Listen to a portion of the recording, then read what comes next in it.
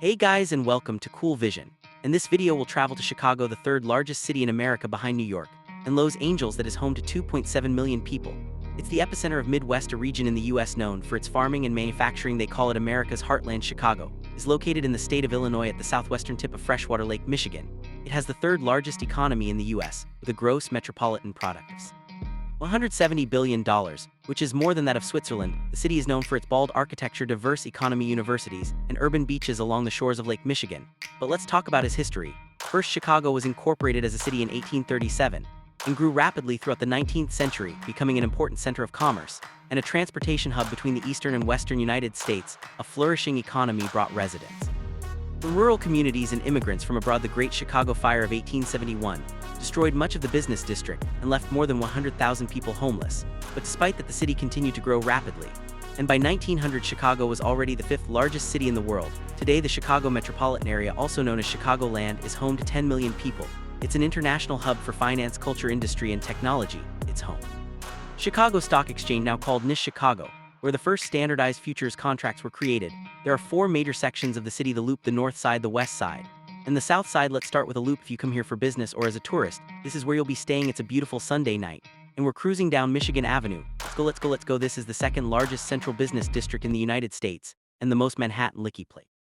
The US outside of Manhattan in itself. The good part is Chicago is much cleaner than New York City, because garbage goes out for pickup in the back alleys, not on the sidewalks in front of stores and restaurants, as is common in New York. Chicago's Loop is home to the best entertainment in the city, first-rate hotels, and world-class shopping. My first impression is, while the Chicago River and its riverwalk are just fantastic, you can take an architecture boat cruise off Chicago River, and you can gaze up at a lot of cool buildings like Chicago's famous Marina City Towers, aka the Coin Cops. It was an urban experiment by architect Bertrand Goldberg, designed to draw middle-class Chicagoans back to the city after more than a decade of suburban migration. Because downtown living hasn't always been so trendy, the Loop architecture has been dominated by skyscrapers and high-rises since early in its history. The Home Insurance Building, built in 1885, was the world's first skyscraper.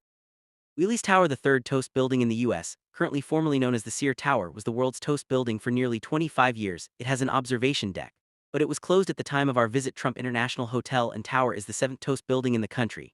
And here's a tower of the most favorite politician in Chicago, Donald Trump. The Loop is a first-rate shopping destination. North Michigan Avenue features a lot of boutiques, restaurants, and high-rise malls. And the section of it called the Magnificent Mile is an upscale shopping street home to restaurants, luxury retailers, and hotels. It's the fourth most expensive shopping street in the U.S., behind Fifth Avenue in New York, Rodeo Drive in Beverly Hills, and Union Square in San Francisco. Here you will find such historic landmarks as Chicago Water Tower, the terracotta Wrigley Building skyscraper, and the 100-story John Hancock Center, which is now called 875 North Michigan Avenue. It's got 360 Chicago observation deck, where you can ride Tilt, Chicago's highest thrill ride. It's an enclosed moving platform that literally tilts you over Michigan Avenue from the 94th floor. The Magnificent Mile serves as the main thoroughfare between Chicago's Loop District and its Gold Coast, which ranks as the seventh richest urban neighborhood in the U.S., and consists of luxury high-rise apartment towers and stone mansions. But Chicago is not a concrete jungle. There are plenty of parks like Grand Park.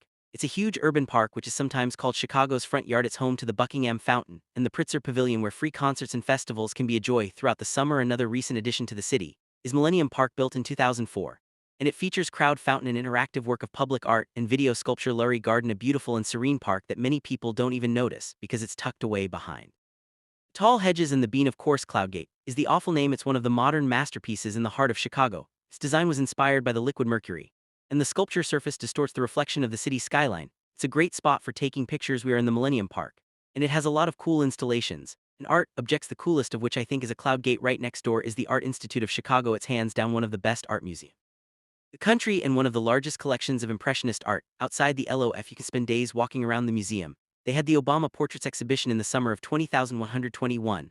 I could tell there's a little bit of an obsession with Barack Obama in Chicago, so there's a special gallery of Barack and Michelle Obama's portraits. And in order to go there, we had to get a line. I got 108 people in front of me. That's how popular they are. If you didn't know this, Barack Obama was a professor at the University of Chicago Law School. But I was just wondering, can you imagine Donald Trump portrait exhibition in Chicago? I didn't think so. If you're into museums, then come to Chicago's museum campus. It's a wonderful 57-acre park that sits alongside Lake Michigan and houses several of the city's leading institutions all in one place, like Soldier Field Stadium, an American football and soccer stadium, the Shed Aquarium, where you can explore Andwater Worlds and watch rare and local aquatic creatures, Field Museum, where you can spend a day exploring natural history and world cultures, As you enter, you'll be greeted by Maximo the Titanosaur, the largest dinosaur to ever walk the earth. Amazing, you're looking at the largest mammal to ever walk the earth. But fortunately, he lived 101 million years ago, so he's not a threat anymore. Here I am. And don't forget to say hi to Sue, the most complete and best preserved Rex ever discovered, just the kind of stuff that I enjoyed. And finally, the Adler Planetarium, where you can marvel at the wonders of the universe. The Chicago Theater District is a hub for world-class productions with many theaters like the Chicago Theater, CIBC Theater, James Netherland Theater, and many others. By the way, this Biograph Theater on Lincoln Avenue, which was once a movie theater, was the location where notorious bank robber John Dinger was shut down by FBI agents after he gangster movie there in 1934. On a warm sunny day, you can visit Navy Pier, which was opened to the public in 1916. We're the Navy Pier. Let's go have some fun. There's Ferris wheel, there's a carousel. It extends 3,300 ft into the water and offers over 50 acres of park, shops, restaurants, and a 150 food ferries wheel. From here you can also catch a boat tour or just enjoy some tasty food and views of the downtown. Now let's take a look at North Chicago. The northern neighborhoods are desirable for their waterfront location and nightlife, like Lincoln Park, one of the most affluent neighborhoods in Chicago, just 2 miles from downtown.